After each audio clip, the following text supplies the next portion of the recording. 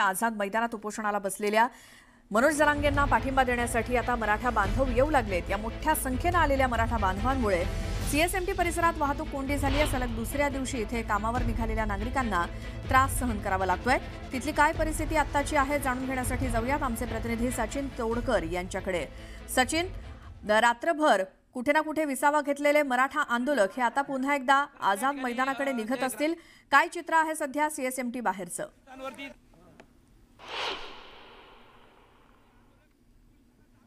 या ठिकाणी आंदोलक जे आहेत ते पोलिसांना जाब विचारतायत।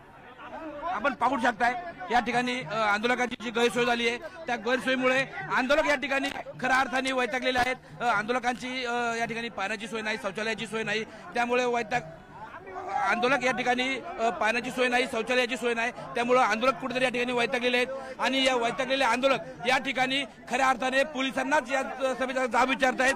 आंदोलक या ठिकाणी वैतागलेले आहेत, या ठिकाणी आंदोलक अशांत आहे आणि या वैतागलेल्या आंदोलकांना शांत करण्यामध्ये कुठेतरी या ठिकाणी पोलिसांना अपयश येताना दिसतंय। खरं तर पोलीस यांना मनोज जरांगे पाटलांची आण घालतायत। मनोज जरांगे पाटलांचा संदेश तुम्हाला ऐकवलाय असंही पोलिसांना सांगतायत। मात्र हे जे वैतागलेले आंदोलक आहेत हे सर्व आंदोलक जो रोष सरकारवरला आहे किंवा प्रशासनावरला जो रोष आहे हा रोष या ठिकाणी आंदोलक कुठेतरी पोलिसांवरती व्यक्त करताना आपल्याला पाहायला मिळत आहेत। खऱ्या अर्थाने मुंबईचं जे छत्रपती शिवाजी महाराज टर्मिनल आहे आणि मुंबई महानगरपालिकेचं जे कार्यालय आहे त्याच्या पुढला जो रस्ता आहे हा रस्ता पूर्णतः या ठिकाणी आंदोलकांनी अडवला आहे। त्यामुळे मोठी अशी वाहतूक कोंडी झाली आहे आणि या आंदोलकांना शांत करण्याचा प्रयत्न या ठिकाणी पोलीस करताना दिसत आहेत। पोलिसांना मात्र आंदोलक दाद देताना दिसत नाहीयेत। उलट आंदोलकांना शांत करणाऱ्या पोलिसांना या ठिकाणी आंदोलकच त्यांना नक्की काय गैरसोय आहे याबाबत विचारतात। आपल्यासोबत काय आंदोलक आहेत, काय सांगा, काय झाले या ठिकाणी? कालपासून सरकारने कोणतीही व्यवस्था सुविधा केलेली नाहीये, त्यामुळे सगळे लोक या ठिकाणी नाराज झालेले आहेत आणि दादांनी आवाहन केलेलं आहे। परंतु काय आपण पाहू शकता या ठिकाणी पोलीस या ठिकाणी नागरिकांना आवाहन करते। आपल्याला मनोज दादांनी व्हिडिओद्वारे कालच आवाहन केलेलं आहे।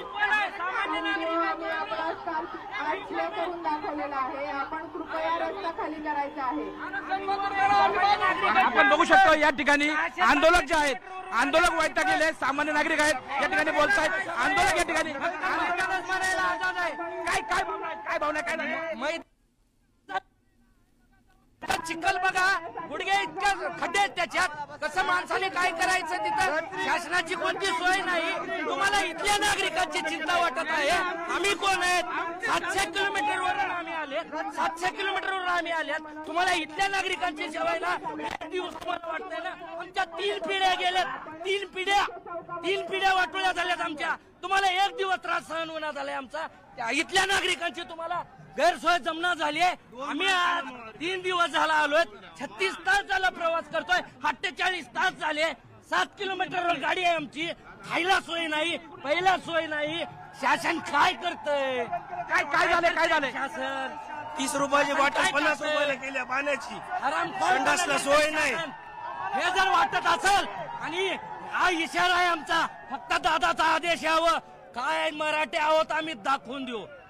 दादांनी शांततेचं आवाहन केलंय, दादांनी शांततेचं आवाहन केलंय, म्हणून शांततेचं आंदोलन चालू आहे।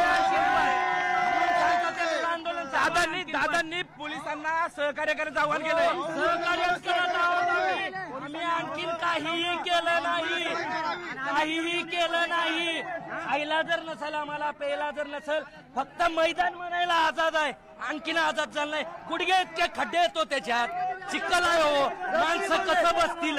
सरकारवरचा काय रोष आहे? सरकारवरचा काय रोष आहे? अहो, सरकारला आरक्षण द्यायला हे 5:05 संसद उघडी करून शपथ घ्यायला जमते आरामखोरांना या, आणि ह्यांना हे गोष्टी कळत नाही। कोर्टावर ढकलत आहे ते, कोर्टाचा काय संबंध आहे? अहो, तुम्ही थोडस इंटरेस्ट घेतल्यानंतर ह्या गोष्टीला काही वेळ लागणार नाही। ह्यांना करायचंच नाही, ते करायचंच नाही, ह्यांना मनावर घ्यायचं नाही। हे ह्यांना आम्हाला मराठ्यांना एवढा हलक्यात घ्यायलेत ना, फक्त आदेश यावं मधून, एक मराठा लाख मराठा काय असतो ते दाखवून द्या।